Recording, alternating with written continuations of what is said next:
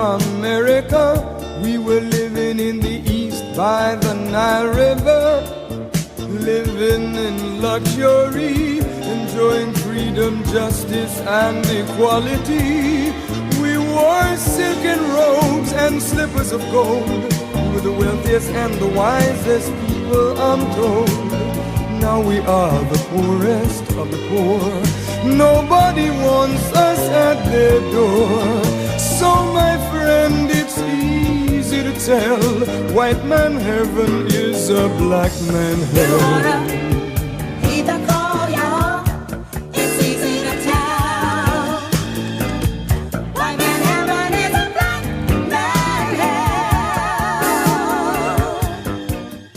So the Honorable Elijah Muhammad said that Master Farad Muhammad said 6 words to us, and these were the 6 most powerful words that he spoke.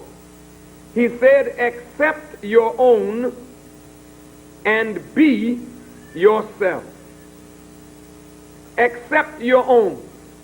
The Caucasians who brought our fathers into slavery desired to take us away from our own people, our own culture, our own religion, our own God, our own language.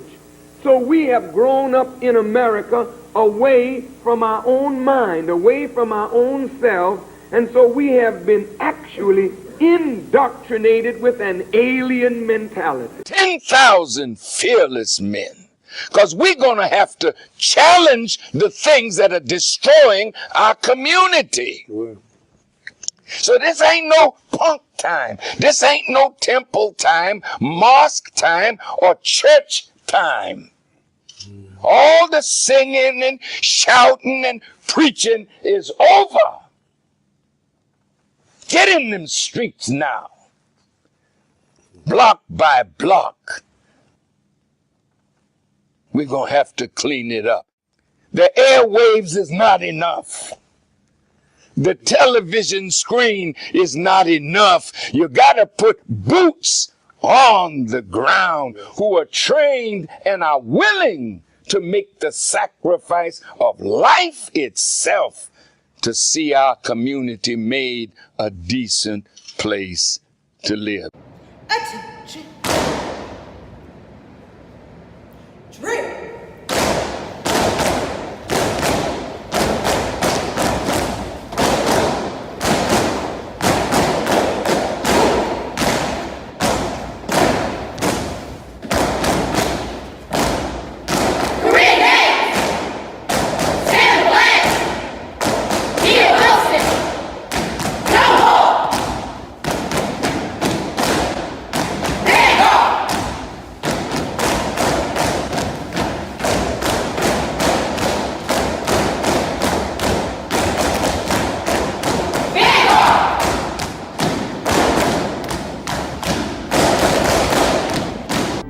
Soldiering is a part of the Nation of Islam, and it readies all of us to obey the commands of God.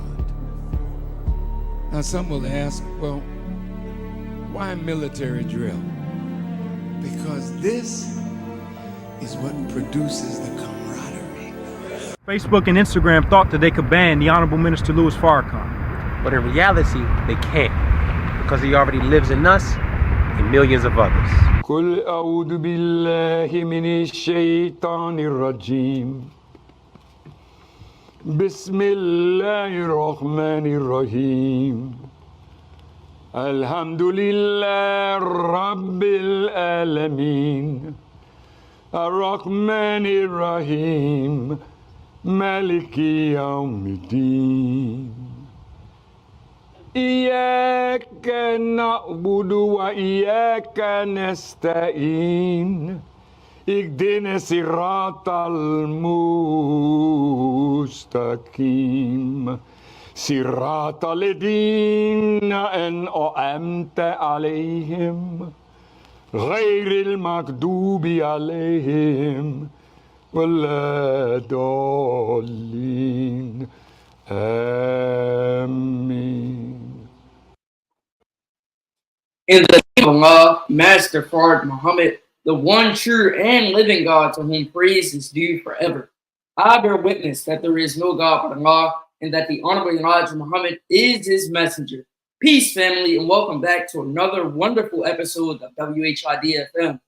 WHID-FM is your personal platform where those of us striving to follow the life-giving and life-saving teachings of the most Honorable Elijah Muhammad, as given to us by his premier pupil, the Honorable Minister Louis Farrakhan, gather right here in this virtual meeting place to answer that most critical question: what has Islam done for me? It is Sunday, August 4th, and at this time we're going to turn it over to that dynamic host of WHID-FM, our sister Janine Muhammad, who is the superstar student here in the ministry at Muhammad Mosque number 6, under the leadership of our beloved brother, Imam Abdul Salam Muhammad. Sister Janine. Assalamu alaikum, family, and thank you for joining us again for another great episode of WHID-FM. We thank you for tuning in each and every week, and we love how you love to hear the stories of our various guests about what Islam has done and continuing to do for them. I'm going to introduce our two guests for tonight. Our first guest is Brother Dylane X, who was born in West Baltimore on December 14, 1994. He graduated from Pikesville High School, where he was dual enrolled in Morgan State University. After high school, Brother Dylane attended Baltimore City Community College, majoring in engineering. He was introduced to the teachings of the Most Honorable Elijah Muhammad by a brother who was in processing class at the time. Brother Dylane owns a landscaping company, and he also works with the We, Our, Us movement, alongside many men from Baltimore who focus on consistent and collective action to strategically assist people, especially boys and young men, in obtaining resources to help guide them to productive pathways and move their goals forward from a unified energy. So we would like to welcome Brother Dylane onto the show tonight. And our next guest that we have on the show is Brother Darryl 2X, who was born December 29, 1997 in Baltimore, Maryland. He attended Mervo High School in East Baltimore. And then after high school, Brother Darryl attended Community College of Baltimore, Howard Community College, and Virginia State University on a basketball scholarship, where he majored in nutritional science and agriculture. He first discovered the teachings of the Most Honorable Elijah Muhammad through his father, who didn't consider himself a follower of the Nation of Islam or Islam, but was a follower of Malcolm X and the Black Power and Empowerment movement. He currently works at Connections, a community-based art school, and he works there as a student support coach. So we'd like to welcome you both on the show tonight. Assalamu alaikum, sirs. Alaikum salam, man. Alaikum salam, man. Thank you for joining us today, and I'm going to get us started on our first round of questions. So my first question, I'd like to get a background on our guests on what brought them to the teachings of the Most Honorable Elijah Muhammad through his chief helper, the Honorable Minister Louis Farrakhan. And this is very, very pivotal because you are both young men in the Nation of Islam. So can you tell us, people can hear the teachings all the time, but what made you say, man, I want to be a part of the Nation of Islam and this is for me? And we can start with Brother Darryl first, and then we can go to Brother Dylane. Brother Darryl? Yes, man. First and foremost, I have to start in the most holy name of Allah, the Beneficent and Merciful. I bear witness that there is no God but Allah, who came in the person of Master Father Muhammad.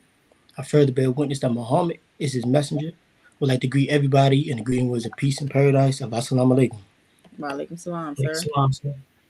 Yes, man, Sister Janine. So, basically how I came into, and let me say this. Was your question how I came in or what made me join? What made you decide to join? Okay, yes, ma'am. So what made me really decide to join was it had to do with the Black Power first. I really didn't see any place else where they were spreading this Black love and talking about Black unity, talking about Black empowerment, do for self. I didn't see that really anywhere else. So that made me initially, want to come in, and I got interested in it. But that, see, I always said, and, Allah is my witness, I always said I'll never be Muslim. I remember I always said that. But I was constantly in the teachings. I was constantly looking at lectures, watching lectures, and hearing brothers and sisters speaking and all that. So, you know, I couldn't fight the Islam. It was something I just couldn't fight. And when I started to dive more into Islam, started to, you know, read the Holy Quran, get a proper understanding of the Bible, proper understanding of the Holy Quran, and it was something that my soul yearned for. It was something that my soul needed. So when I really came in underneath that Islamic umbrella, I felt the unity of Islam. I felt the unity of the nation, and I just felt the unity of Black people all together. How people would be attracted to the Nation of Islam, the brothers and the sisters. They'll be attracted to them. They know that we're striving for good, that we're striving to be clean and upright brothers and sisters. So that inspired me straight off the rip. And I said I had to be a part of that. I couldn't. It was nowhere else for me to go. That's the only thing I could do. So you know, with that being said, that's basically why I joined the Nation of Islam. Straight coming in like that for, you know, the betterment of my people, because I always love Black people so much. I love Black people with everything in me, and this I believe is the best opportunity and the best thing for Black people to be a part of, so we can have freedom, justice, and equality. Praise be to Allah. Thank you, sir. Brother Dylane. Yes, ma'am. Yes, ma'am. Assalamu alaikum. I'm gonna open up. In the name of Allah, the Beneficent, the Merciful. All praises due to Allah, Lord of the worlds, the Beneficent, the Merciful. I bear witness that Muhammad is his messenger. Man, I got the same question as Brother Zeke, right? Yes, sir. Yes, ma'am. So what made me join? What made me want to join the nation was the discipline and the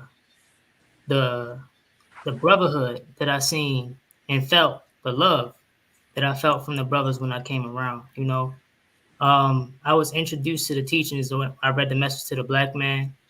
Brother Kyrie, he had a business meeting, and I was talking about us pooling our resources, you know, putting money together and opening up businesses and doing something to provide generational wealth for us as a group and as a family for our children. And well, I don't have any children, but future children, you know.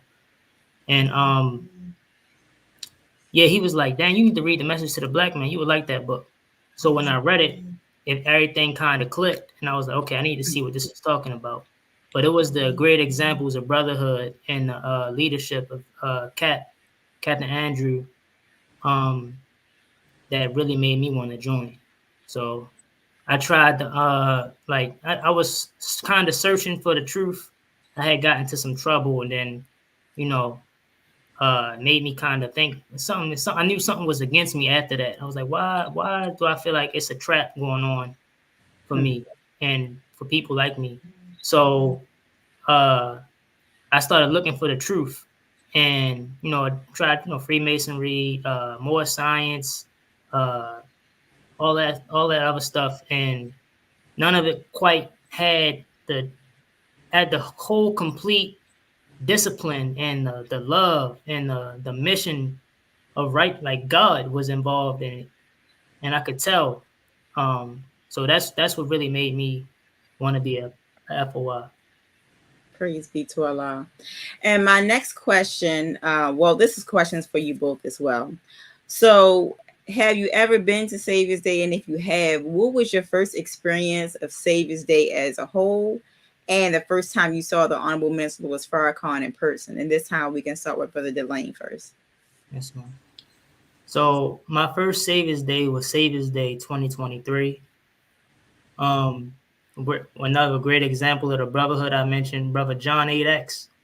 He, you know, he like, bro, you want to go? And I was like, yeah, I didn't think I could. You know, I thought I had to be more in the fold. I had just started coming around, processing and stuff, probably like a month before then.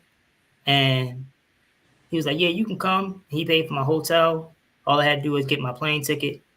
And so it made it real easy for me, you know. And the seat that he got me, I was sitting right behind the stage on Savior's Day. So I'm like right above on that little balcony kind of thing.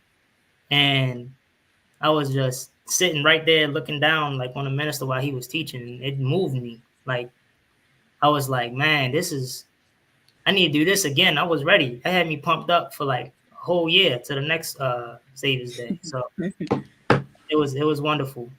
And I could just see how strong the minister was too, and his aura. You could feel it from just being that close to him. And I was kind of far, but it was still close enough to feel him when he walked on the stage. Yes, sir. Praise be to Allah, Brother Darryl. Yes, ma'am. So just like Brother Dylane, my first Savior's Day was 2023. And you know, I came in for the whole thing. I said I'm gonna go down there for the 3 days. Now I never really did too much traveling, especially by myself. So I said I'm gonna go down there for them 3 days. I'm you know, I wasn't registered then or nothing. I still had the long beard. I had one suit, and one trench coat and 2 pairs of shoes.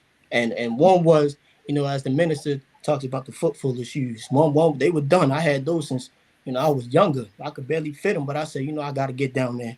So, you know, I went to Chicago 2023, and I felt it was heaven it was heaven. You know, it was heaven on earth. You know, and I felt as though I was sitting myself in heaven at once. You know, I went down there and I seen the brothers, I seen the sisters, I seen all the people that we seen on TV, on YouTube. And I'm looking at the captains, at the supreme captain. I'm looking at the regional captains, regional ministers.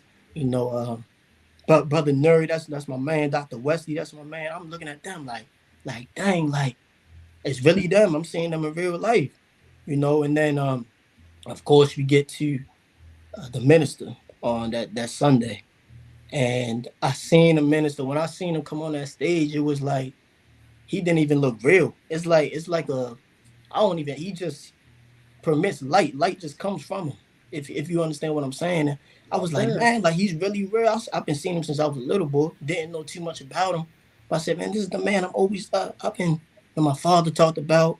I seen everybody talked about him in newspapers, and you know, whatever they were saying about him, they were still talking about him. So I said, man, this is really him. You know, I'm looking at the light that came from him. I'm looking at his teeth. You know, I'm looking at his hand. I'm just analyzing everything about him. So the whole time, you know, Savior's Day is you know, you come there to work, even though I wasn't registered.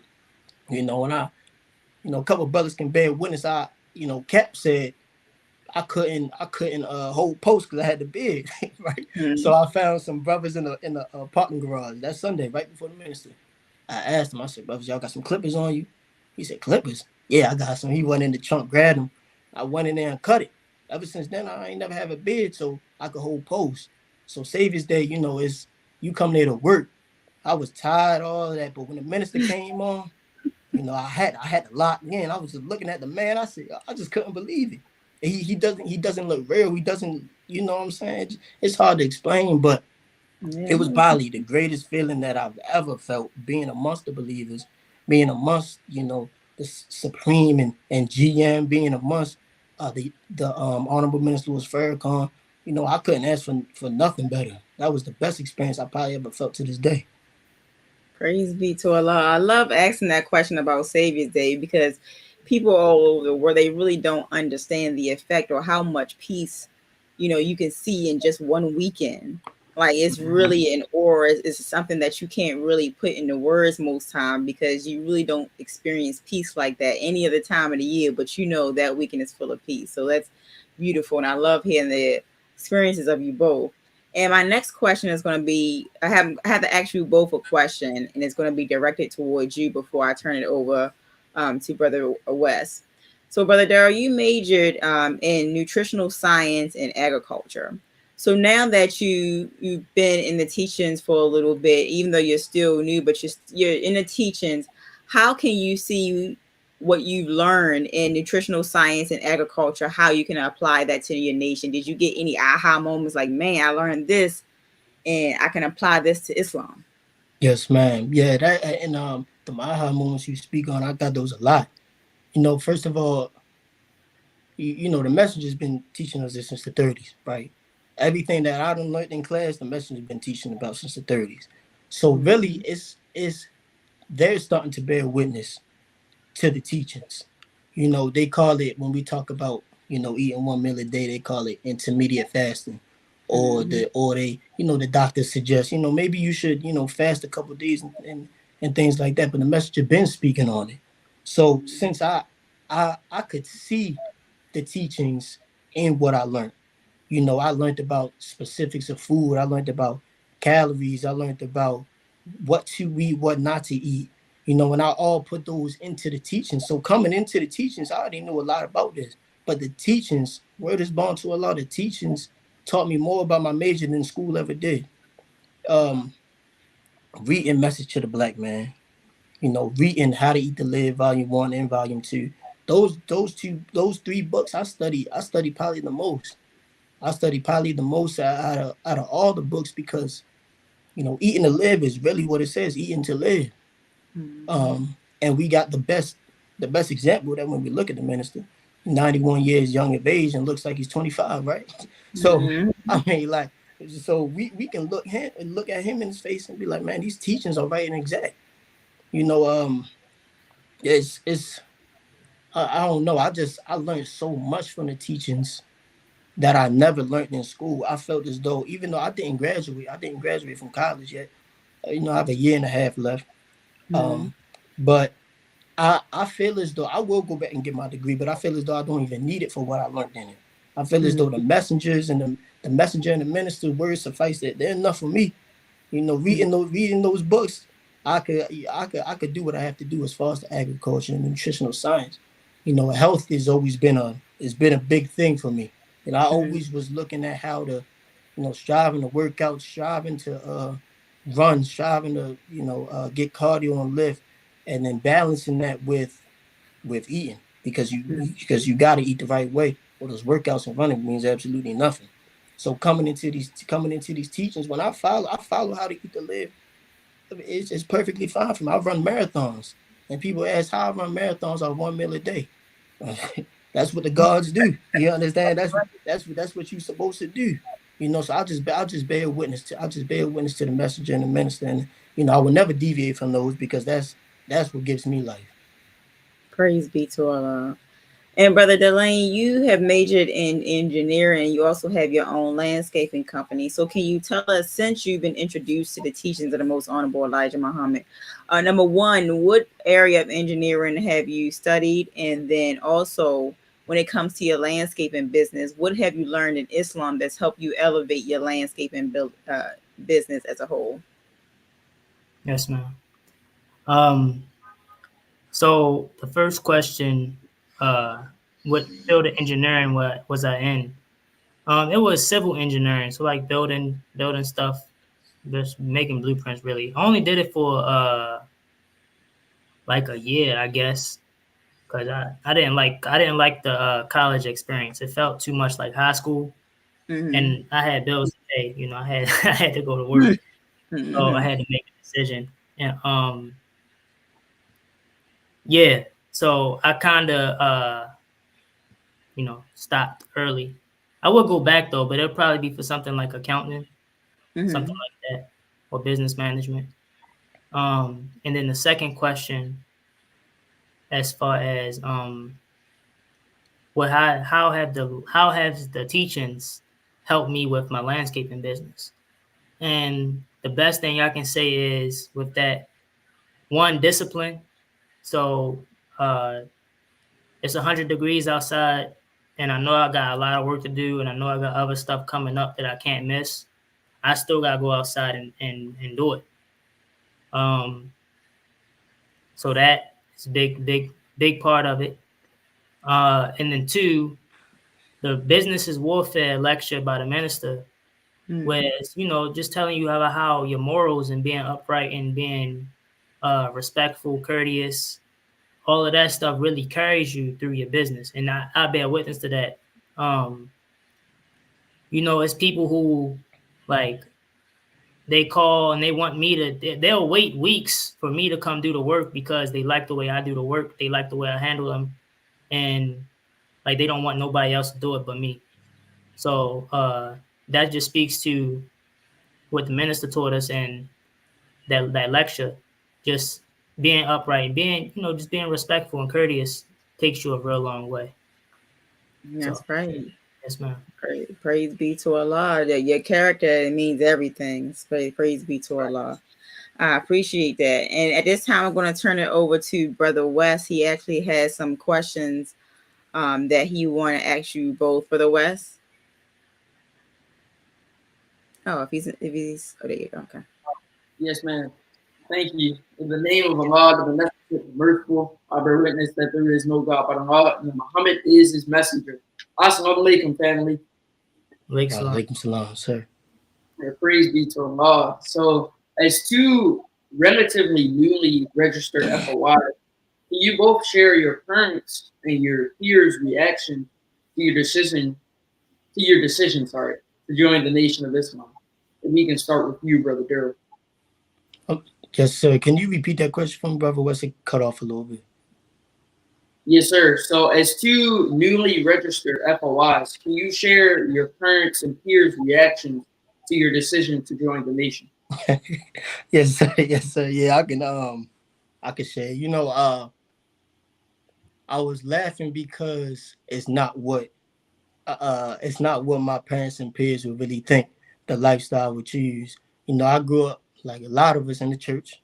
Went to church a lot, got baptized, and grew up just doing the church thing. But like I said, when I came into it, my soul yearned for it. I didn't know what I was looking for until I came into it. It's one of those things, if you know, you know. So when I came into it, I knew this is something I had to be a part of. So I started coming around more. Like I said, I had no suit, and then I got one suit, got another pair of shoes. Rocked my first bow tie.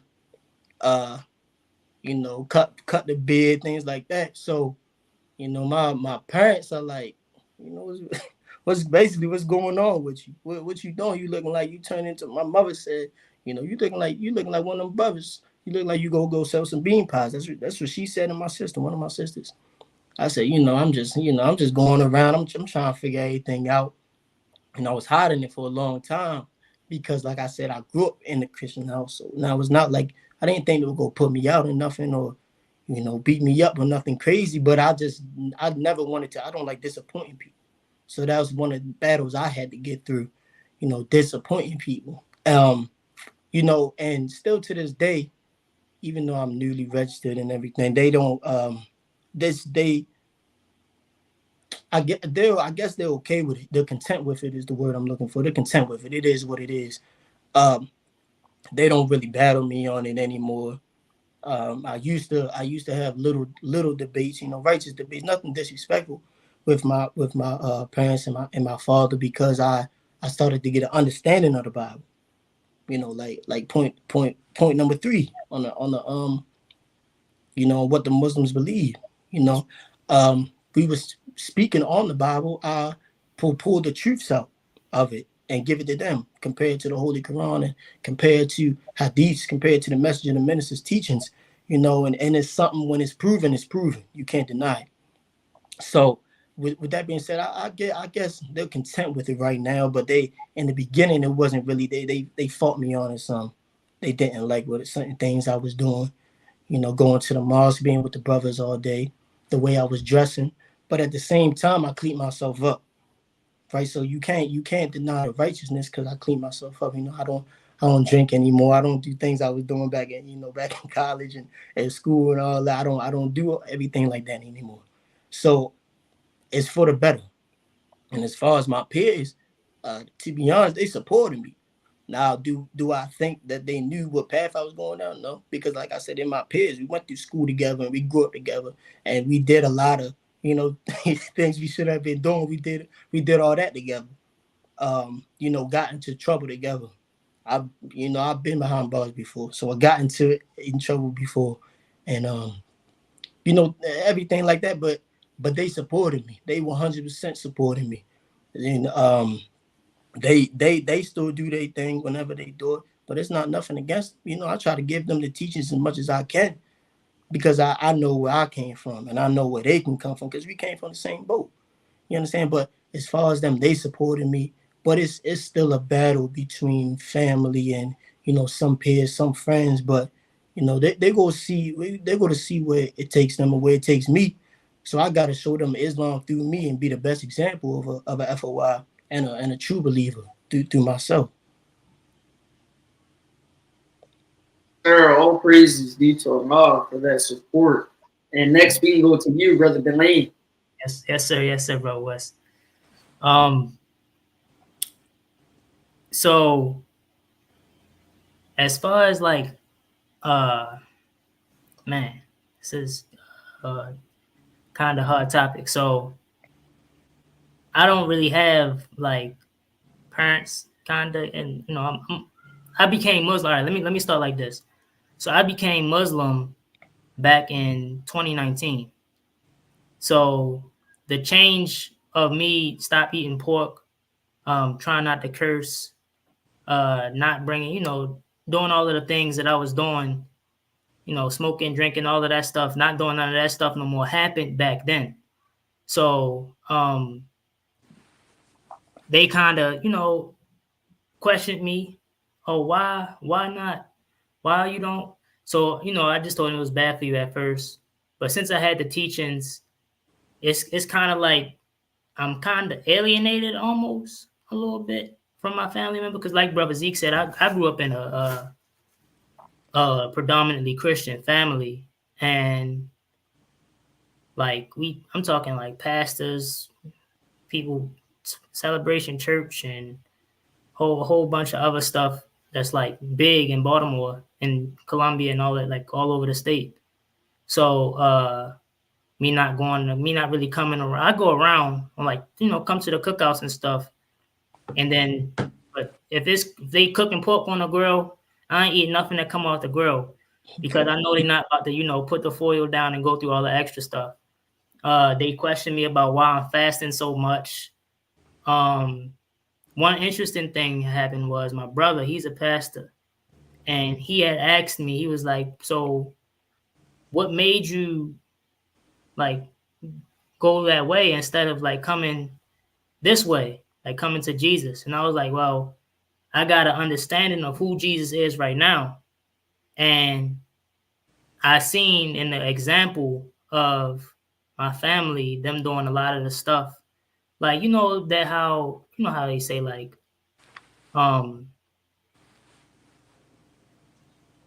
just kind of, oh, I could do what I want. Jesus died for my sins. I seen a lot of that growing up.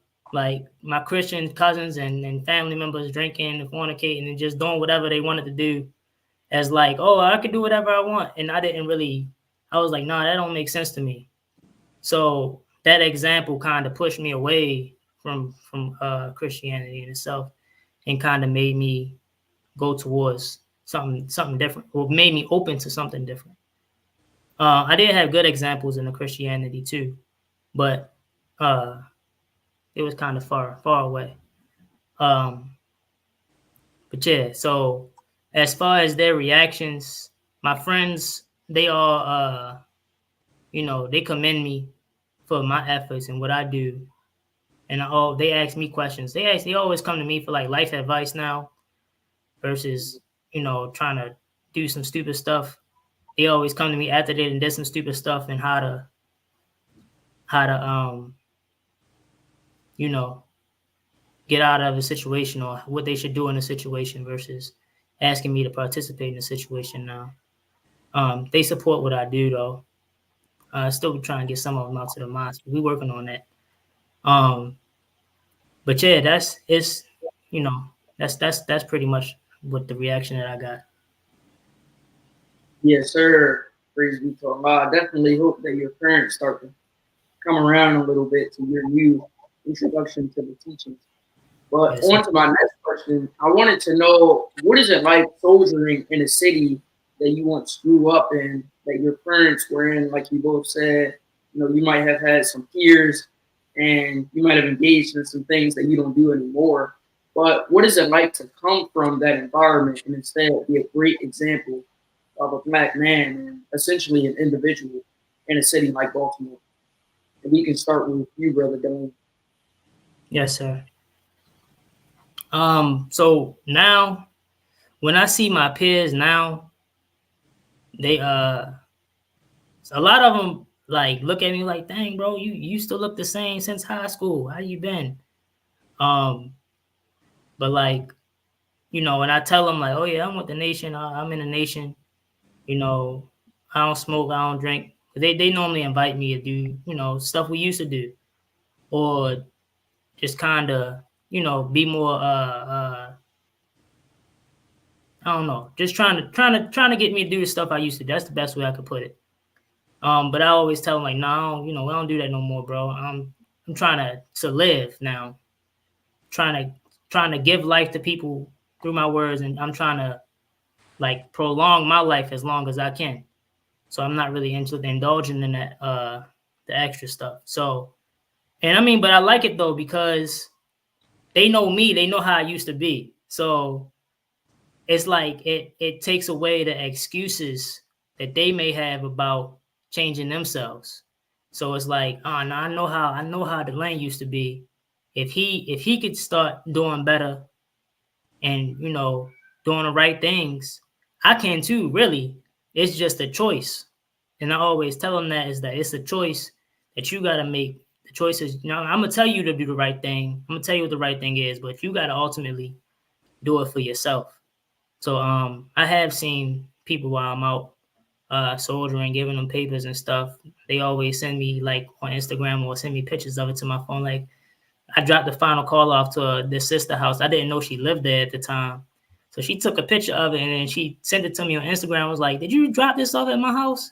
And I was like, where are you living in? She like, around Woodlawn. I was like, oh, yeah. That was probably me. So, yeah.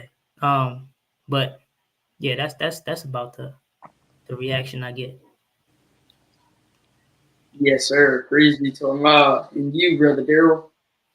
Yes, sir. West. Yeah, so man, I ain't gonna lie, it's great because for one, I love Baltimore. The city, I love Baltimore City. A lot of people say, you know, Baltimore has its problems like any other place in the world. But when you come into these teachings and you tap into the mind of the black man and the black woman, you know why they're acting a certain way. That's what you learn. You know why they're turning towards what they turn towards. You know why they feel the way they feel. You have more patience for them. So with that being said, I love the city because I know what's underneath all of that grind, right? Like, you know, I seen, you know, Minister Soldier, and I believe it was the 70s. I believe it was the 70s. He was talking to the young brothers out there. They were smoking and everything, but he talked about finding the best of the people. He said, when you want to find a diamond, you go to the worst areas. You go to the darkest caves, and you find a diamond to clean it up. When you want to find a pearl, you go to the darkest caves underwater and in the stream. The ugliest clam got the prettiest pearl in it. You understand? When you want to find gold, you do the same thing. Right? So when you want to find the best of the black people, you go to the worst parts of the city. You know, so when I'm soldiering, we're soldiering down Greenmount, Penn North. You know, we in the projects of Latrobe, McCullough, we're everywhere throughout the city. Yeah, we walk through anywhere, showing a whole lot of love with the people that I know, that I grew up with. You know, the people that seen me grow up, everything like that. And they show love because they know what you're striving to be and what you're striving to do. So when I'm out, you know, brother, you say, but you know, they call me, they don't call me Darryl. I never went by Darryl. They call me Zeke. He said, Zeke, what you doing? You a brother now? Or they say, you a op now? I say, yes, sir. Yes, I say, you one too, because you my brother. You know what I'm saying? The only difference between me and you is I took this serious. You know, I took these teachings serious. You know, that's why when, you know, when they say, you look good, black man, we say, it's a reflection of you, God. It's because the only reason, the only difference between me and you is that I took this serious. You know, I didn't play with it. You know, so when we're out there and we're out there soldiering, and I see the people still doing the same thing that they were doing when we was younger and when we was, you know, I was everywhere because I was hooping a lot. I met a whole lot of people playing basketball, different recs over west, different recs over east, you know, southeast, southwest, wherever. I met a whole lot of people, you know, real good players, but they went down the wrong path. So when they see me out, you know, you know, you good, Zeke? I said, yes, sir. Come to the mosque, bro. I'm talking to them. I'm really trying to recruit. I really want them to come in and see something different. Because at that point, the blood is off our hands, right? You know, I got to deliver the land. I got to do that. So at that point, the blood is off our hands when I invite them out. And they see the reflection of me and them. And they see what the teachings can do with them. And I want to, one of my biggest dreams is just saving Baltimore. That's what I really want to do. You know, it hurts me. It hurts me to go down Penn North. It does. It hurts me. And, you know, as long as my witness, it hurts me to go down there because I see people in pain. You know, I see the black man in pain. You know, strung out, leaning over. I see the sisters selling their bodies or leaning over, strung out, laying in gutters. You know, dead. Some be dead on there. They got to get brought back to life. I see them out there. And that pains me because, I mean, these are my people. These are my brothers. These are my sisters right here. But that's something that we got to do. I got to go down there. It's really my job. It's my obligation. That's my post. You know, it's a general order number 1. I would never leave that post because that's what I got to do. I gotta go save my people. So, you know, I love it. I love being out there with the people because I love seeing the dead come to life. You know, and you know the dead will come to life. When we walk out, you doing black men shake their hand, what they do? They get right quick. Let me put the liquor behind my back, right? Or let me put this cigarette in my ear or throw it out. They know what's going on, right? But I'm telling they can do the same thing that we doing. There's no difference between me and them. No difference. Because some of us was even worse than they are out there right now. That's right. So I love saving. That's my dream. I just want to save Black Baltimore, and I want to take these teachings to every nook and cranny, every corner around the world. You know, I want to take it to the trenches in Chicago, Detroit, you know, Tampa, Memphis, Tennessee. I want to take it in the trenches because that's the best of soldiers out there. Yes, sir. Yes, sir. All praises due to Allah, and I admire that compassion for the teaching, definitely. So I was next curious to know, what was your experience like when you first interacted with the teachings, such as your first time reading Message to the Black Man, or reading a final call, or listening to a lecture? What was that experience like? And we can start with you, Brother Dylane. Yes, sir. Man. Bro, when I remember the first time I read the Message to I read it all, and like I just sat in my room all day reading for like 2 days, just read the whole Message to the Black Man because I was so surprised that it was other people that was like thinking like that. So it was like, man, it's a whole people out here doing the right things. And then it bust me over the head, black man and being God, and the way he, like the wording that the most honorable Elijah Muhammad used and the Message to the Black Man. It may be a bit harsh for some, but man, that hit me right where I needed, because it's like we taking this religion on and it's not even ours. We don't even do it the correct way. So it's like, man, it was just hitting all of the right spots. Spoke about protecting our women. That was another like key part that I kind of had to like study, because I was like, man, why are we this way? And I'm thinking this back then. And when you see that the women raise the children, and that's going to dictate the future, you know, so that it just put me on a whole different level of understanding the problems that we have and how to fix them too. It gave us solutions. It didn't just point out problems and like, let's just talk about problems. No, it gave us clear solutions. The Message to the Black Man, the Final Call newspaper, all of these things give you a solution to the ailments that affect our people. So that's why it's really important to, I got like 3 extra Messages to the Black Mans to just give them out to people that I meet who seem interested in the teachings. So, and the Final Call, you know, I always distribute the Final Call. Like Brother Zeke was saying, or Brother Darryl was saying, on Penn. That's my post. Literally, like that's my job. I get We Are Us. We Are Us. I'm out there on Penn North, Pennsylvania and Dolphin, Martin Luther King in Pennsylvania, the North Market, the marketplace right there. I'm up and down putting final calls on all those apartments. I get bundles off right there, like 4 bundles a week.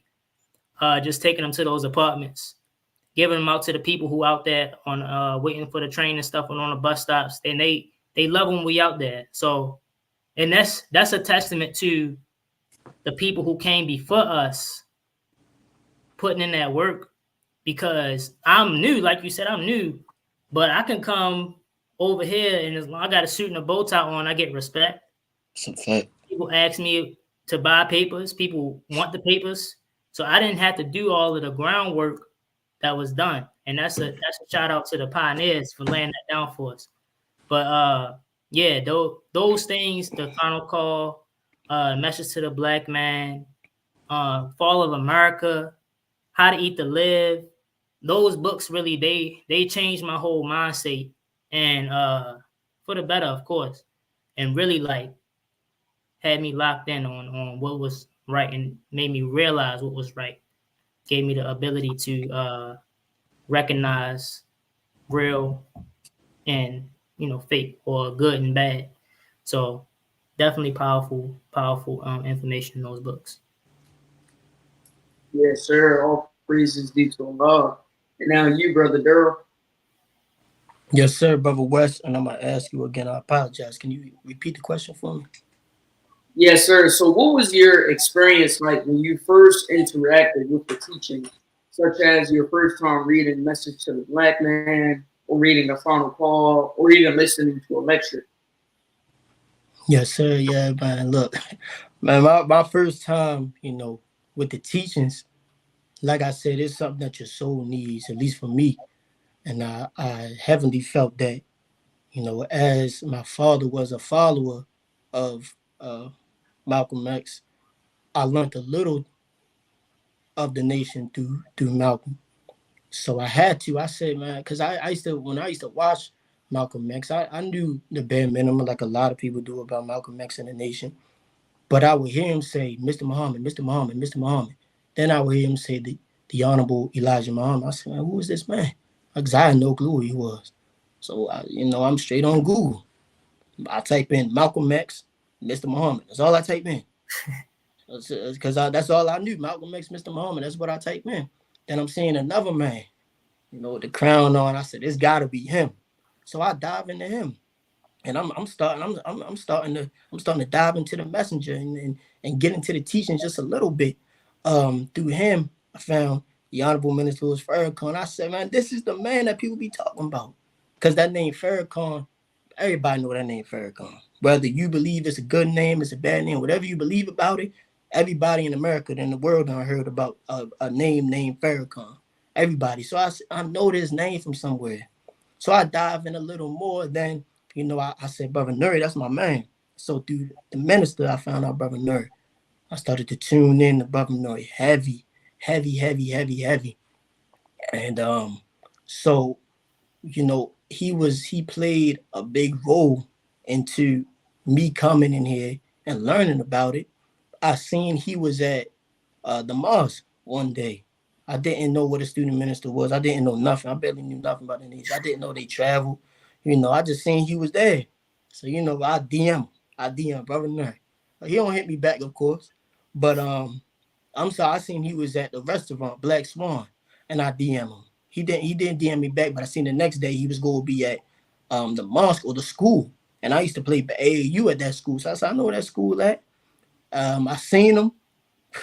I can't even tell you what I felt, Brother West, because I felt amazing. I remember where I parked that day.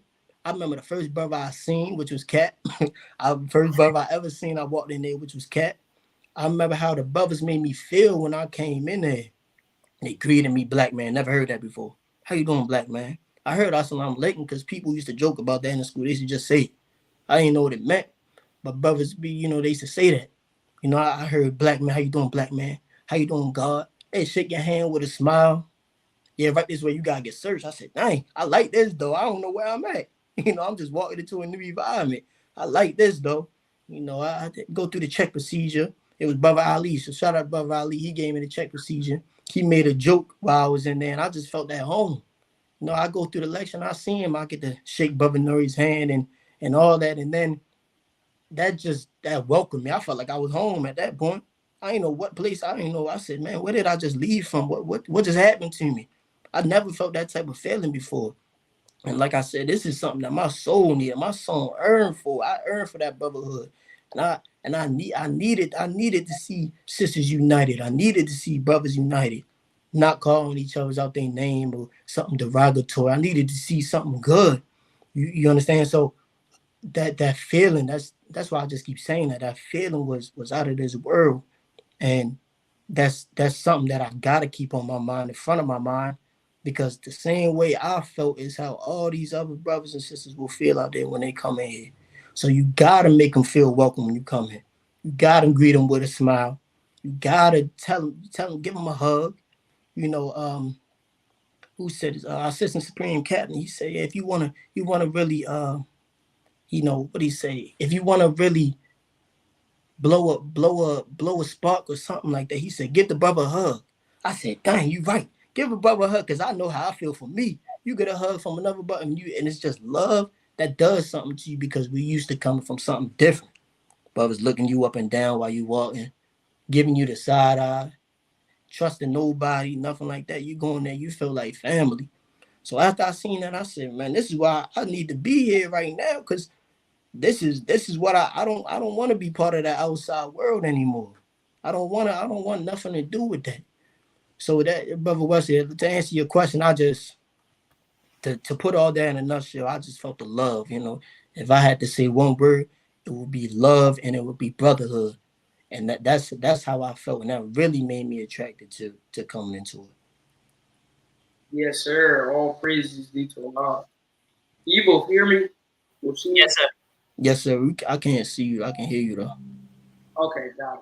Well, for my next question, I wanted to know, since joining the nation, have you come in contact with those who may look at you a little differently than other Black men, such as if they ask you why you're wearing a suit, or if they compliment your mannerisms? How does it feel when that happens, and what do you say to those who are curious of why you appear different than the average Black man? And we can go to you, Brother Dylane, first. Okay, yes, sir. Oh man, that's a good question, bro. So I have gotten a lot of, oh, you look nice. Why are you in a suit? And my natural responses to that is like, give them a little bit of the science and why we in the suits. So I always tell them like, I'm in a suit to get your attention. Opposites attract. So, and then I start giving them like, you can, especially the brothers, man, you want a suit? Just tell them like, man, you can come out to the mosque. Because if the brothers in Baltimore, you show that you serious, you gonna get you a suit. Yeah, you definitely gonna get you. I got plenty of suits from brothers, just giving them to me. Thanks. But, yeah, so I'll be like, man, you can get you a suit, bro. Come to the mosque, bro. You serious about this? Or then, they say, oh man, you look so nice. And I'll be, like Brother Zeke said earlier, I'm just a reflection of you and how you can be. And also, like when you asked about the mannerisms and being polite, people ask me like, why? And I'm like, your character is like, they say like your smile is one of the first things people can see and like buy into, but the way you treat people is the second thing. You don't know nothing about me, but because I called you sir, I look at you in your eyes when I talk to you. I reach to shake your hand, no matter what condition you in, you automatically feel closer to me than you would, if I, like another thing Brother Zeke said, like I just stared at you, didn't greet you at all, so those mannerisms help you get into like the heart of the people, and they gravitate towards you. Like I said, the opposites attract. So when they see you in a suit, everybody looking, it's wonderful marketing for the final call. I know that's right, because as soon as they see you in the suit, they asking you questions. You handing them something. So it's I don't even really got nothing else to say about it. It's just all praise be to Allah for the teachings, because that's really what it is. Cat, well, the minister really is a perfect example of how to conduct yourself in public. And our student captain here in Baltimore teach us that a lot. You know, I go to his, he got a program called Baltimore Brothers. It's a manhood training class. That's what I tell people FOI class is too, manhood training. But the Baltimore Brothers, I be listening. I be learning from that too. So, you know, Cat always teaching. He always teaching. So that's just how we roll. That's it. Yes, sir. Yes, sir. Well, praises due to Allah. And now we can go to you, Brother Darryl. Yes, sir, Brother West. You know, the Savior, the Savior put us in this, right? Right. You know, and when the Savior put us in this, he put us in this for a reason.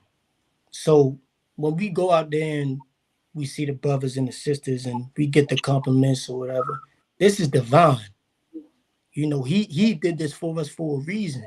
The suit means a lot, and I gotta, you know, I can't have this interview without talking about my man, brother Isaiah, first officer here in Baltimore. Right.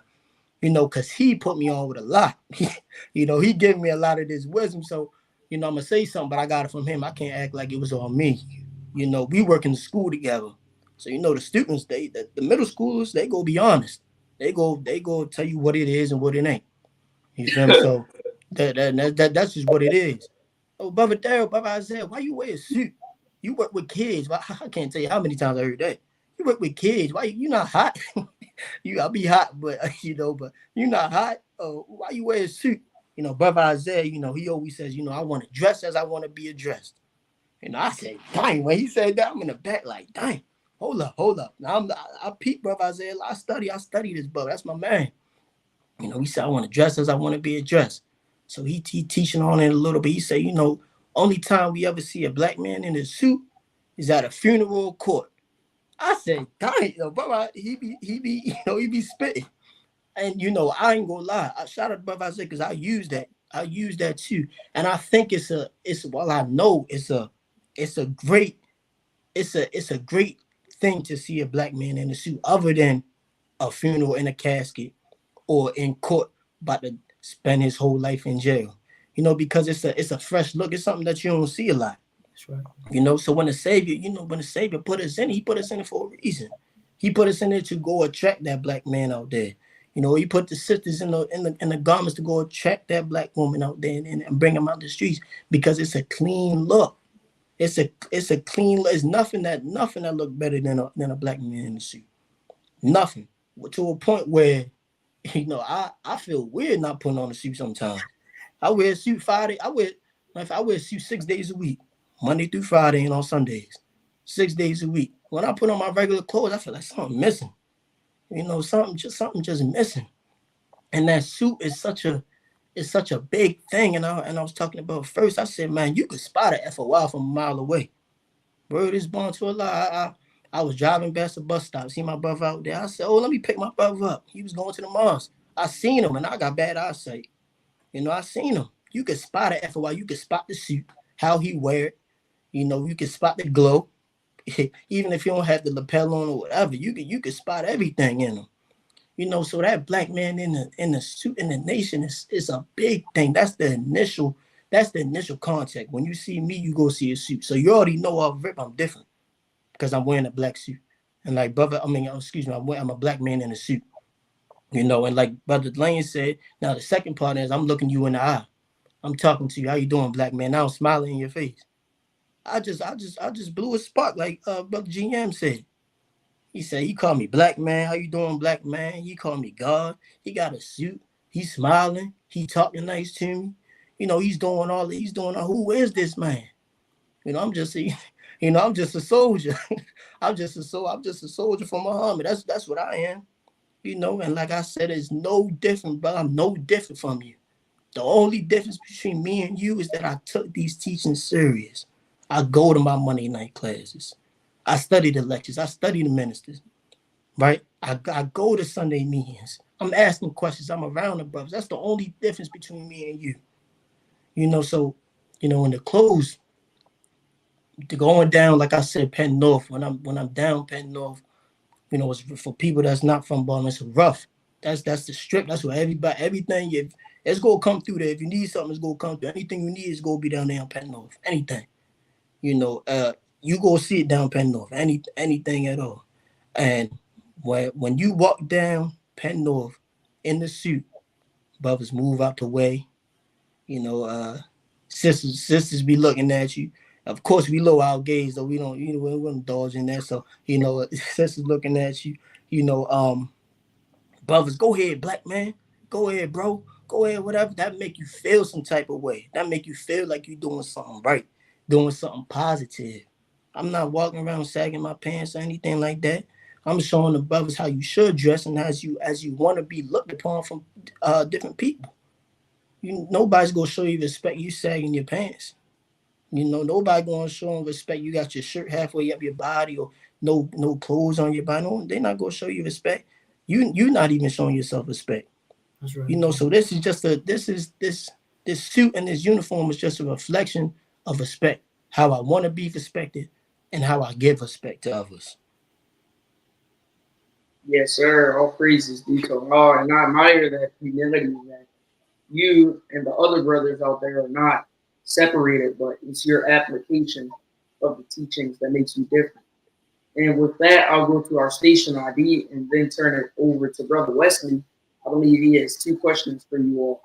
You are listening to WHID-FM. What has Islam done for me? Thank you for tuning in and spending your valuable time.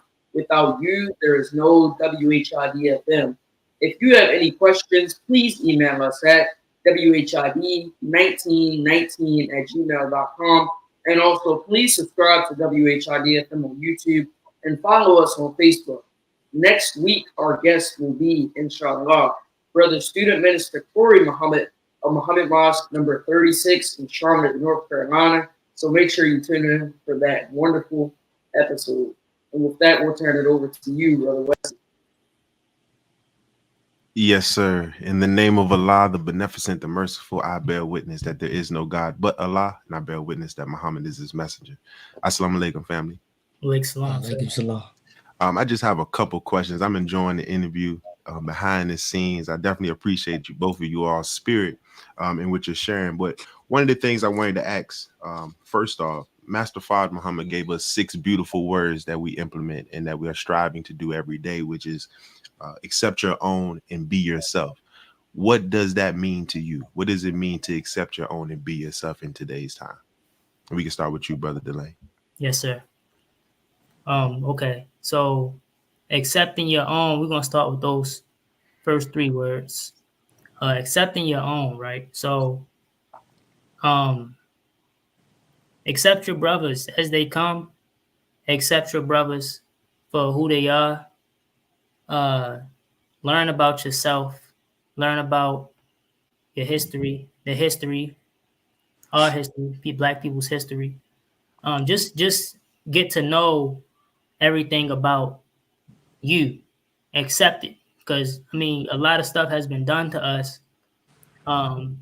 We've been taken away from our culture, our language, religion. So we gotta kind of accept that fact first, is that we under somebody else's teachings right now. We under something else right now.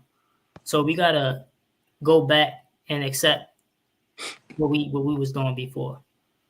And to be yourself, that's just speaking to me, in my opinion.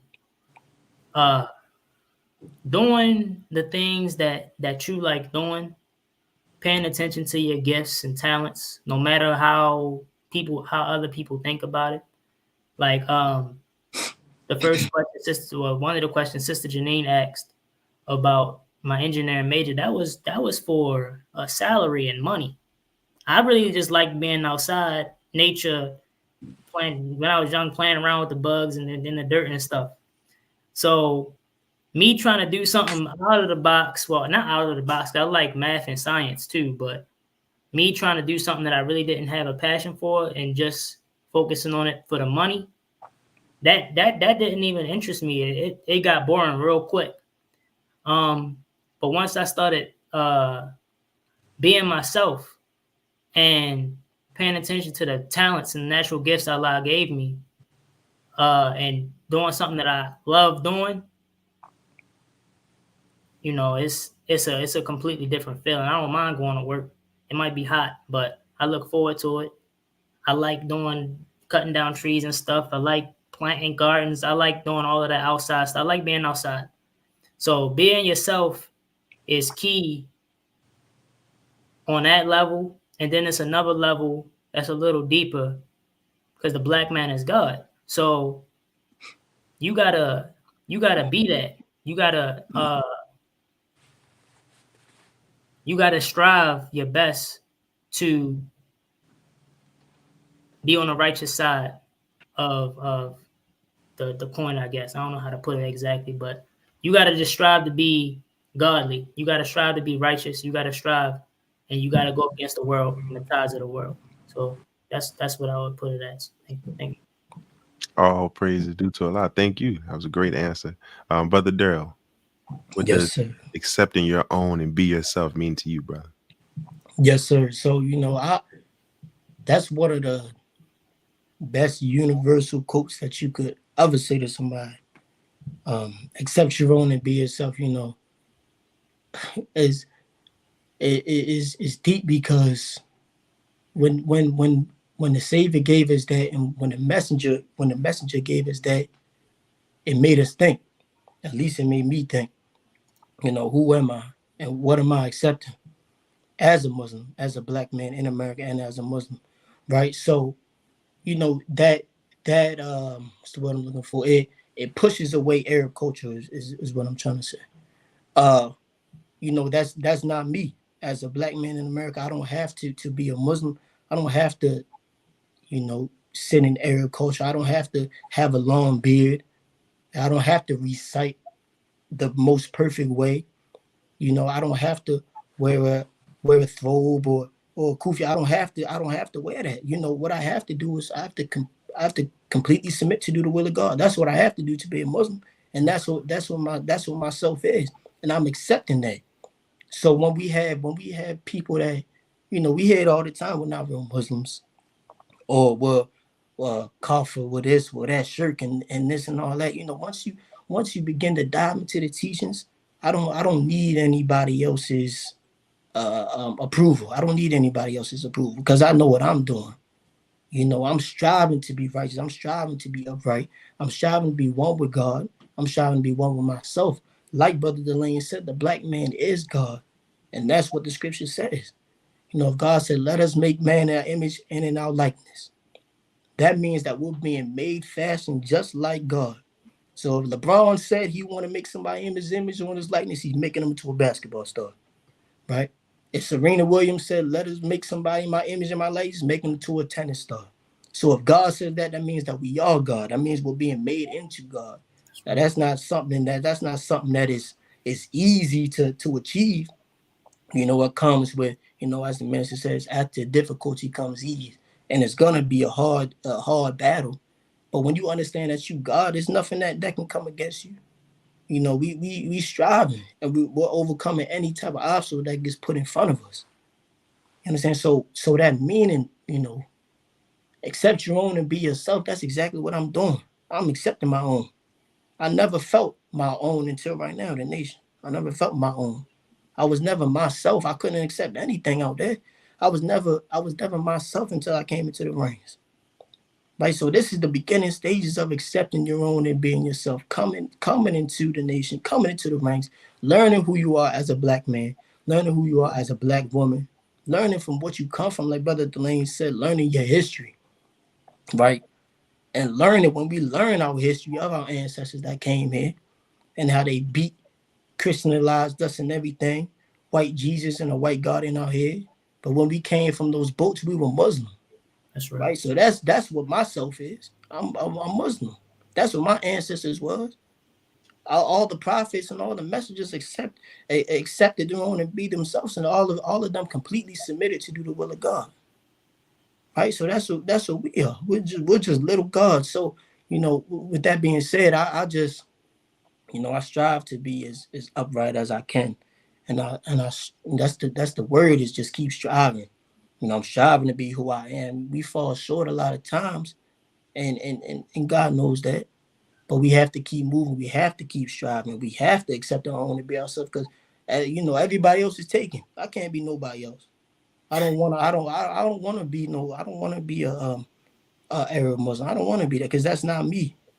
That's just not who I am as a black man. I'm completely comfortable being in black skin in Baltimore, Maryland.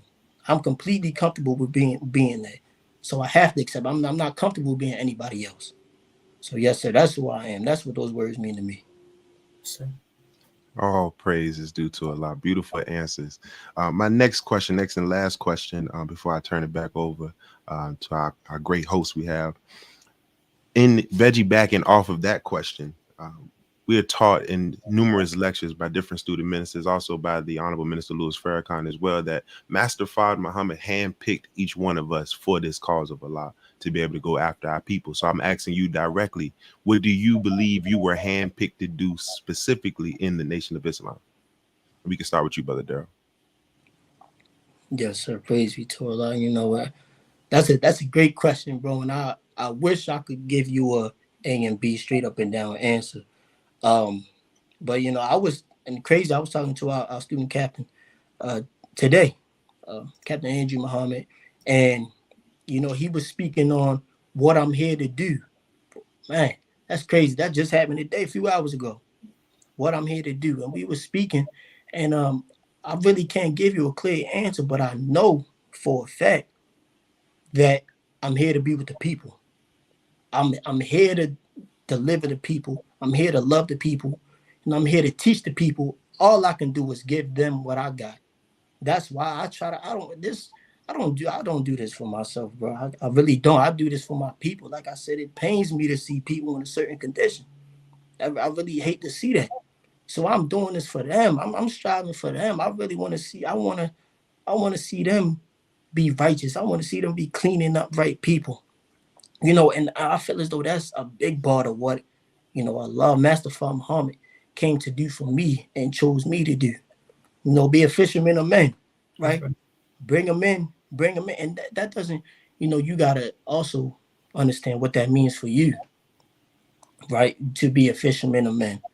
Some people, they not go join the mosque. But what you can do, you can show them how a real man's supposed to be. That's what you can do.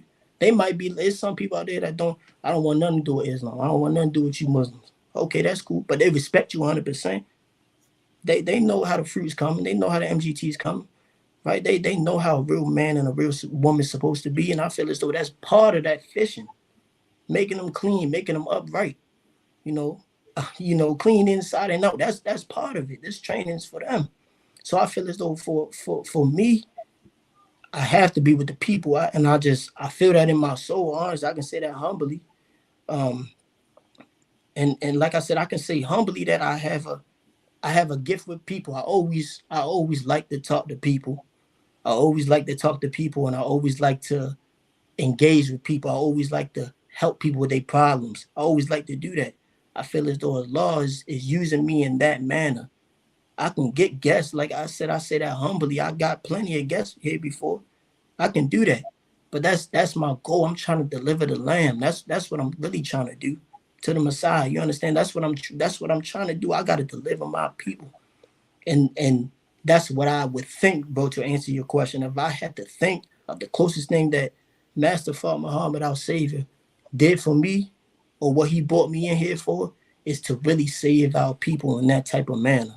And whatever that may be, I don't know where it would take me in the future. If I'm a student minister, or if I'm the next supreme captain, or if I'm the next janitor, whatever it is, I'm gonna save the people. You know, I'm gonna say to people sweeping up in the spot, I'm gonna do it. Whatever I'm gonna say to people, I don't ever get that twisted. That's gonna happen. And I feel as though that's what Master Muhammad chose me for. Yes, sir. Oh, praise is due to Allah. That's a beautiful answer. You are doing what you're handpicked to do right now. I can definitely feel it in your energy. So praise be to Allah. Brother Dylane, same thing to you. What do you believe that you were handpicked to do by Master Fard Muhammad in this great cause of Allah? Yes, sir. Oh man, that's a beautiful question, bro. This the national training kind of solidified the path that I wanted to go in. And I prayed for it like days before. So I was like, man, I need to, what's my purpose? Like, why am I here? Because you know, you gotta have your purpose before you get your wife. So she can help you with your purpose. So I'm looking for the purpose. Mm-hmm. So went to the national training and the brother name. Dang, how did I forget the brother name? Speaking about the farming. And that being able to use the years and years of stuff that I went through growing up, like I didn't understand why my mother would make me like go work. Like I'm like 11 years old having to pay for my Xbox Live. Randy, yes sir, brother Randy, thank you, Kat. I'm like 11 years old having to pay for the stuff I want, and she's sending me to go work and get this to get it. All I know how to do is rake leaves, cut grass, and that's like it. So, and being in that field gave me skills in planting flowers eventually, spotting weeds, knowing the difference between the flowers and the weeds, and just put me into a whole different, they're giving me a skill set. So, and giving me hustle too. So being able to grow food, knowing how to operate, knowing nature, knowing what parts of nature work hand in hand together, what parts of nature oppose each other. Like if you got a problem with mice and you put in your field and you make a house for an owl, the owl can move in and handle your mouse problem. You feel me? And you don't have to put no pesticides down or nothing like that. You can create the environment for the natural predator of your pest and contain it that way, and it'll be natural and no pesticides, none of that artificial stuff is needed, as well as different fruits and vegetables that grow together. So if I had to say what was I handpicked for, it's to handpick vegetables and handpick fruits and provide healthy, safe food and information on how to grow the healthy and safe food for our nation, because we need that. Food is definitely the basis to our development. I believe I don't remember who I learned this from, but they said that gardening and tending to the fields was the first job given to man. So that's definitely what I'm striving to be doing and how I'm striving to help the nation. All praise is due to Allah. I've heard that as well. I heard it from the Honorable Minister Louis Farrakhan directly from a lecture. So yes, that was the first task. Get work the ground. That's right. Praise be to Allah. Thank you both for your answers on those questions. We did have one question in the chat. And we did have some comments from the brothers, so it'd be a great time to be able to answer this. And let me bring it up here. How has Captain Andrew helped you? Excuse me. How has Captain Andrew helped in you both on y'all's journey in Islam? And we can start with Brother Dylane, then we come to Brother Darryl. All praise be to Allah. That's a wonderful question, and I'm happy that you asked that, because I gotta give the credit to my captain for through the minister saving his life, and then he reaching out and being instrumental in saving my life, because I got into trouble when I was 22, and I got caught up with a felony. So I'm applying for jobs, can't get no jobs, can't do nothing. I opened up a landscaping business because it's what I knew. Trying to do something legal. because I was a whole illegal before then. So, but then I didn't know business. I'm still learning business. So I didn't know how to properly price stuff. I didn't know that if we don't get no snow this winter, what am I going to do? So Cap stepping in and providing me for who I am, Mr. the felony, the one who menaced to society. That's what the judge called me. Walmart denied me, Target denied me, all these places denied me. And as soon as I met, like a week after I met Cap, but you need a job, soldier? I'm like, oh yes, sir, please. So he got me a job at the hospital, and that allowed me to really be able to not feel so pressured, because I got my own bills, I gotta pay, I gotta live. So that definitely helped me put food on my table. He definitely taught me a lot of discipline, and through his actions, he showed me a lot of discipline and consistency. So I gotta thank Cat for really coming in and helping me out when the pull was, man, I don't know how to even put this, bro. Like, the pull was, hey, go do what you had to go do, what you got to do to get this money. But I didn't want to do that. I just started processing. I'm being serious about my Islam, and I'm trying to be patient and work these little jobs. And, I'm able to get under the table stuff that's shaky and not really working worth my time at all. And then my patience paid off, and Cat hooked me up in that manner. And then, just all of the manhood training and the teaching that he does for the brothers here in Muhammad Mosque number 6. All praise is due to Allah. And you, Brother Darryl, how has Captain Andrew helped you in your journey in Islam? Yes, sir. Humbly, I can say our student Captain Andrew Muhammad is the best captain. And a lot of cities, will bear witness to the captain's work and what he does in the streets and here in Baltimore. Cat, like I said, Cap is he probably don't even remember this, but Cap is the first man I ever met. Like I said, when Brother Nori was here at Connections, he's the first man I met when I came inside the doors. Cap said, hey, Chief, yeah. Hey, Chief, who brought you out? We was talking for a second. He got my Instagram. We followed each other. But I didn't, like I said, I didn't know anything about lieutenants, captains, nothing. I didn't know who this man was. I just was speaking to him because he spoke to me. And since then, he was the first example of the nation in person that I seen. So going off him, I knew that was going to be a good day. How he handled me, interacted with me, I knew it was going to be a good day. And I knew what I came into, right? The brotherhood, right? Cap has, and I always wanted to say this to him too, but I just sometimes slips my mind that I'm thankful for him because how thankful he is of us. That's so, right. Cap, he's a very humble man, and Cap will say that he's thankful for you. Cap will say thank you. And, society where we're in right now is a lot of people with power don't really thank I guess you can call the little man, if you will. Like, they don't thank the people underneath him. One thing I really like about Cap and I love and desire about Cap is that Cap won't hesitate to say thank you. He won't hesitate to say, he say thank you, and he'll say he'll proud of you. And that's one thing that it means so much to me. Saying, and not no sob story, but that has never been like, I never been told that a whole lot in my life. So for Cap to say he proud of you or something like that, like it means it's deep.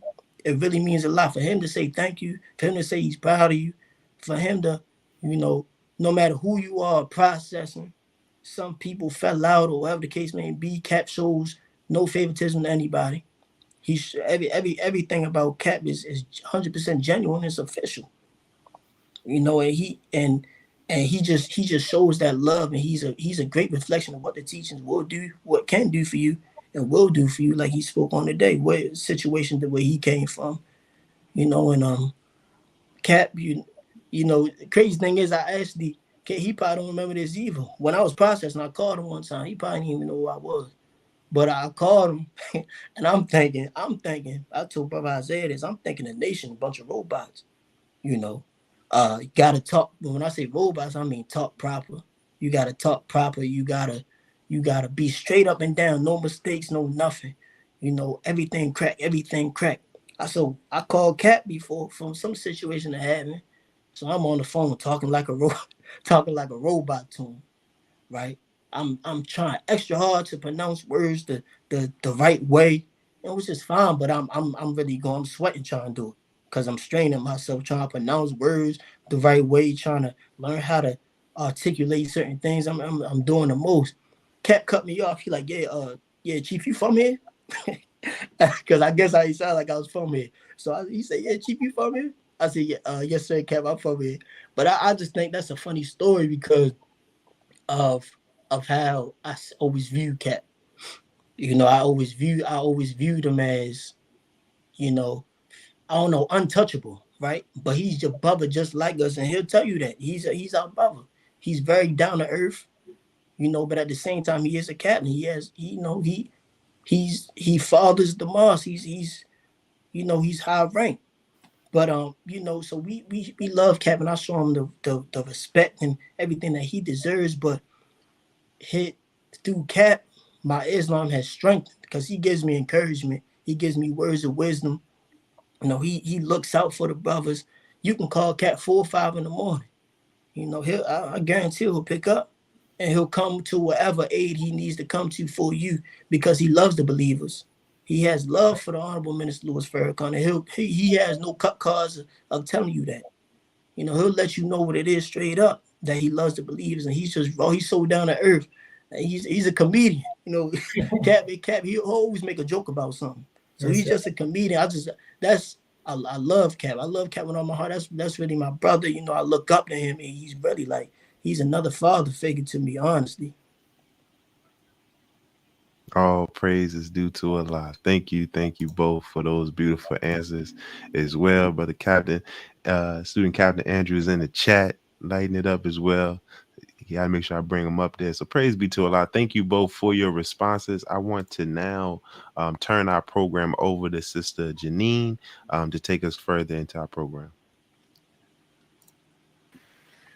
Thank you, Brother Wesley. I think we have time. I know time is winding down, but Brother West, I believe he has one more question, and then we can actually go to announcements. So, Brother West, I'll turn it over to you for our final question of the evening.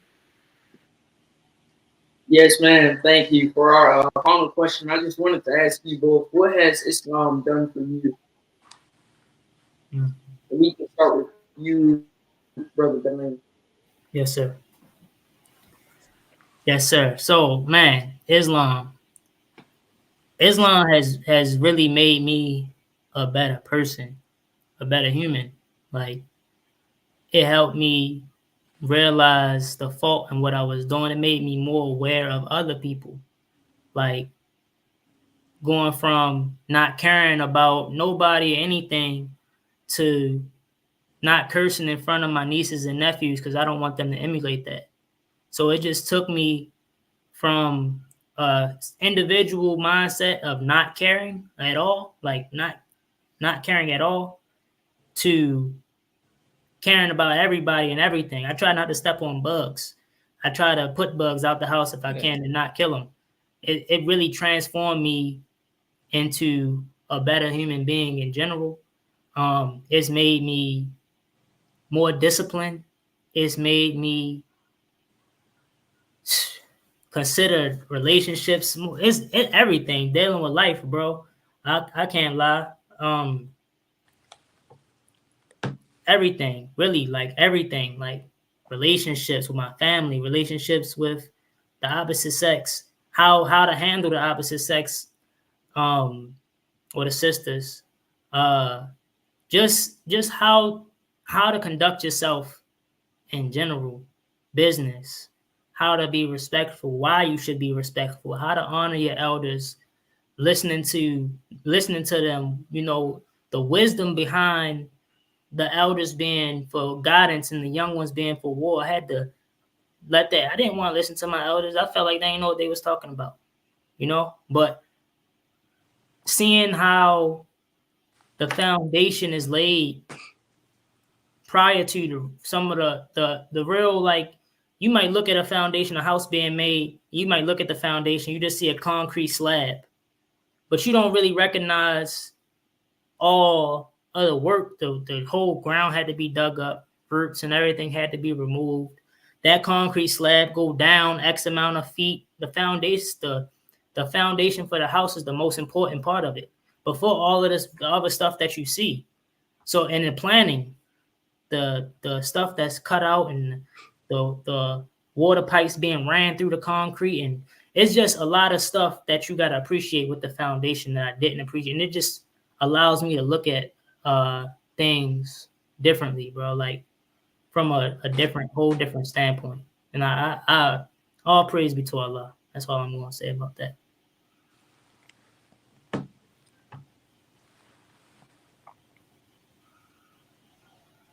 Thank you on me, bro.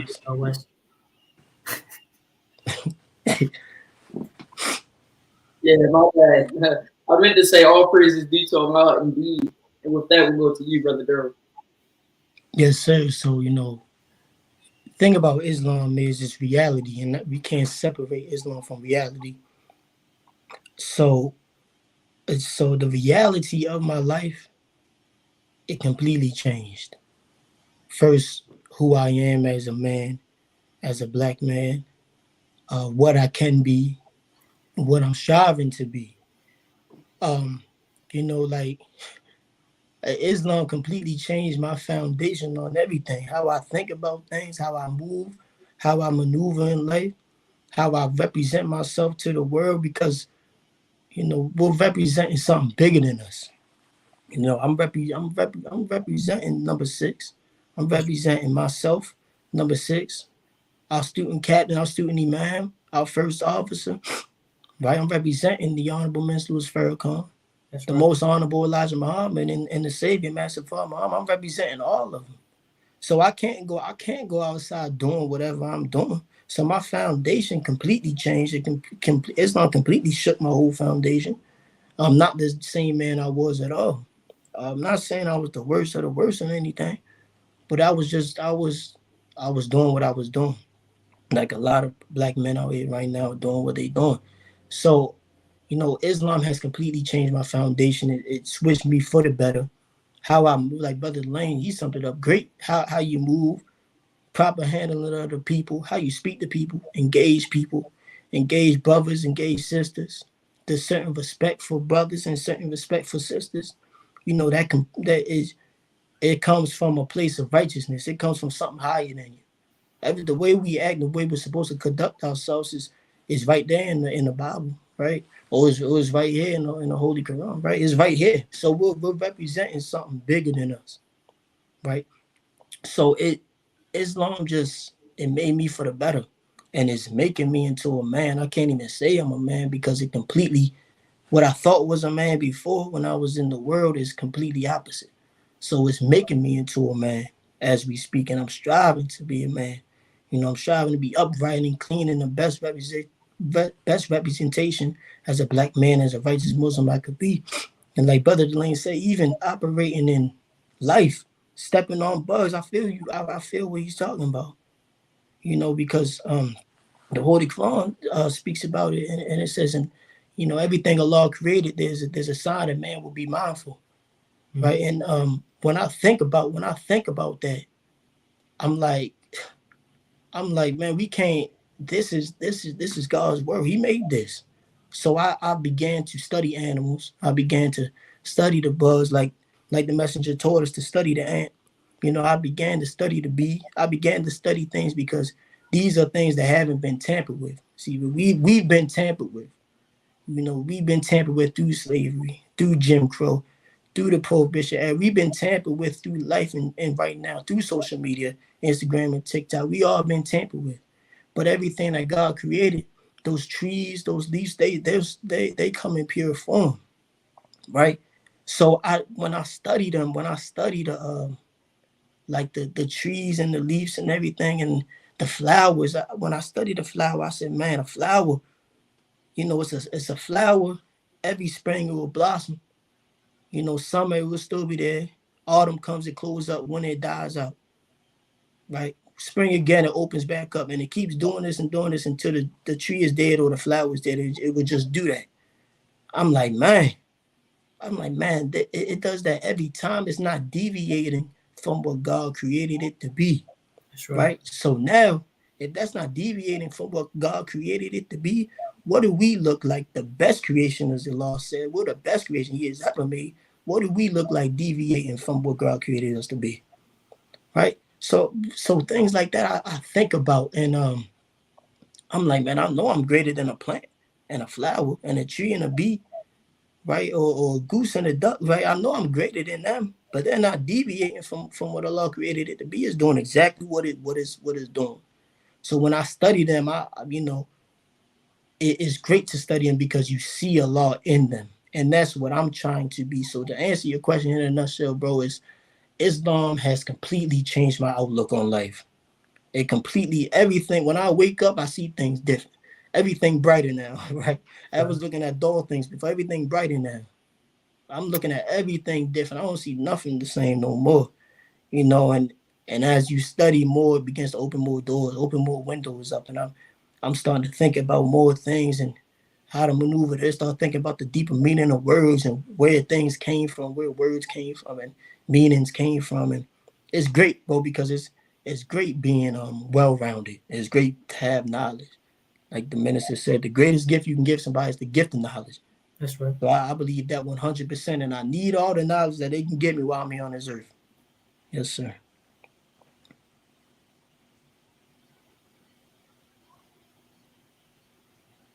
Yes, sir. All praise is due to Allah for that wonderful testimony.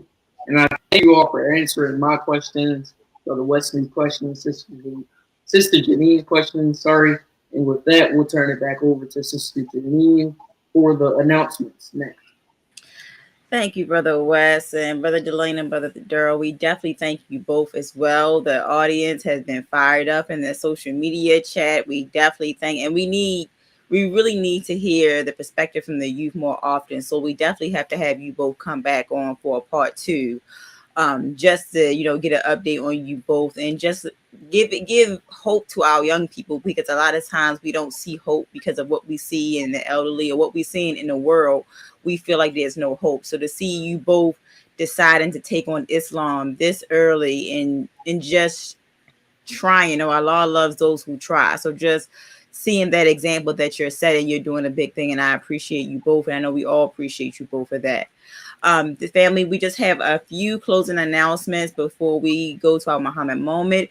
If you love what you heard today, and I'm sure you did, you're invited to join the Nation of Islam, and you're invited to study with the Nation of Islam to learn the teachings of the Most Honorable Elijah Muhammad, as taught by his chief helper, the Honorable Minister Louis Farrakhan. You can go to www.noi.org/go study. We have weekly webcasts every week at Sunday, 10 a.m. Central Standard Time, 11 a.m. Eastern Standard Time, where you can hear lectures from our various guests or go to the local mosque in your cities. Final Call Radio, download it on all your devices. Take it with you on the go. There's no better way to get through your day than to turn on Final Call Radio and hearing the Minister Louis Farrakhan 24/7. And speaking of the Final Call newspaper, you see the cover of this week. Definitely get that Final Call. Some beautiful articles in the Final Call this week, just like it is every week. When it comes to seeing what's going on in the world and in perspective of the nation, that's the best place to go. Like we always say, the Final Call is the #1 minister in our nation. You can get the Final Call from your friends, your family. You can get it from one of the brothers on the street. And definitely do not forget about our brothers and sisters that are behind bars. They can lock them up physically, but they cannot lock up their minds. So you can also get a Final Call subscription for them as well. And last but not least, do you want a book that greatly empowers your child and showcases their self-worth. Look no further than I Never Knew I'm All That, Book 1.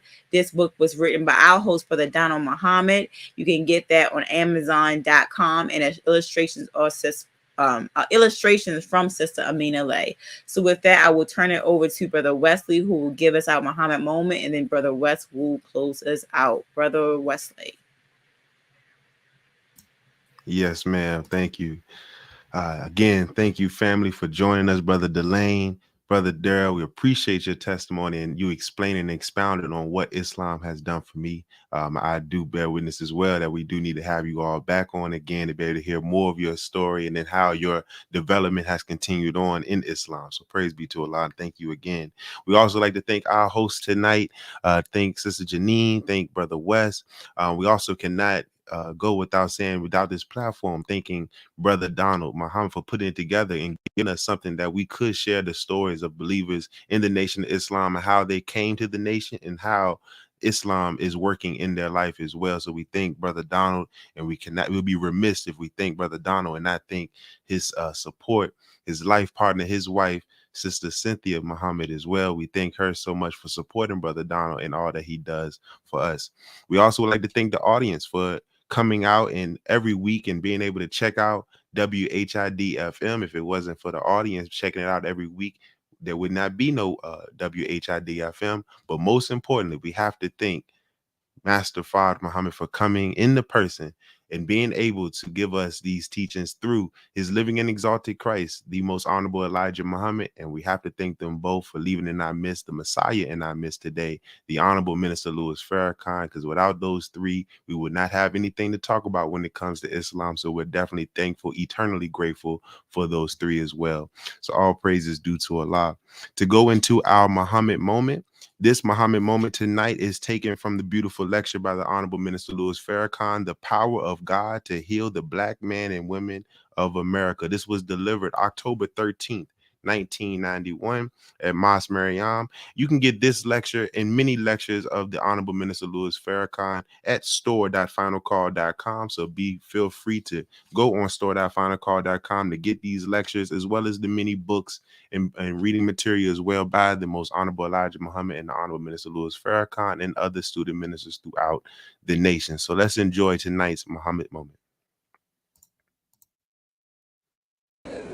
The guards that were in the camp, the cook, everybody ran thinking that the weight had hurt me. And when they ran over, they saw the little frail brother with 305 pounds over his head. Now, wait a minute. I'm telling you something that means something to me. I'm not trying to show off no strength. I didn't lift no 305 pounds. As a person, I can't do that.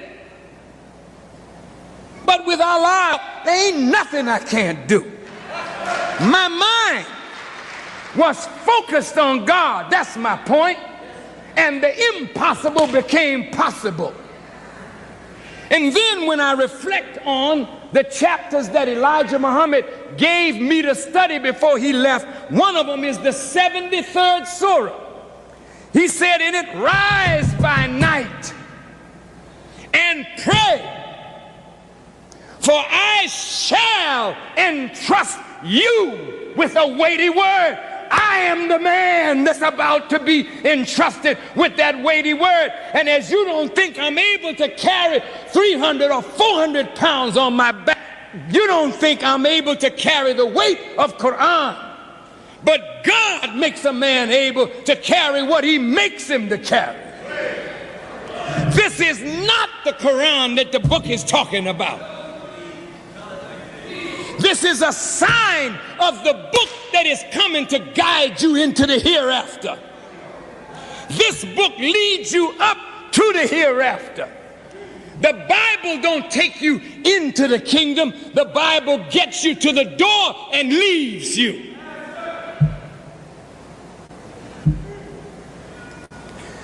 Before he can put new wine in an old vessel, the old vessel got to be made right.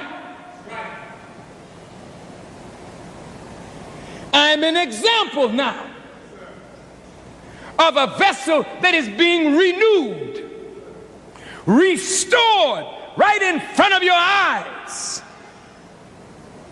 I will not get older. I will get younger. No, I don't need no applause. I just want people to think. God wants you to look at me because he's going to do something with me that even though you're looking at it, you won't believe it. He wants you to listen to me because he's going to give me something to tell you that you should hear. It's time now. That's the point. And when it's time for something, nothing can hold it back. Regardless to how it comes, if it's time for you to know something, God will put it where it belongs, but you got to wrestle with it. Like I was fighting and struggling with that weight, but I finally got it up. That's the way it is with knowledge. When you come into knowledge that is beyond you, you wrestle with it, and it looks like it's going to throw you, but then you got to call on God. And when you call on God, he is always there when his servants call, and before you know it, you'll have the power to lift any weight. And that's the same way it is with burdens. Your burdens are light. And that's why Jesus said, all ye that are heavy laden, come unto me.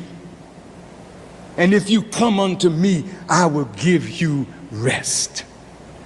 On Monday night, I said to the public, to the Christian people, yes, we know that Jesus saves. But brothers and sisters, black people need a living Jesus. We need one now that can save us from this wretched condition. And I'm humbly telling you, I have met that Jesus. And that Jesus is the Honorable Elijah Muhammad. He ain't no white man. Never was. He's one of your own brothers. And in his mouth is a knowledge that will save your life. How do you know that Elijah Muhammad is that Jesus? Because I am his student and I am his witness.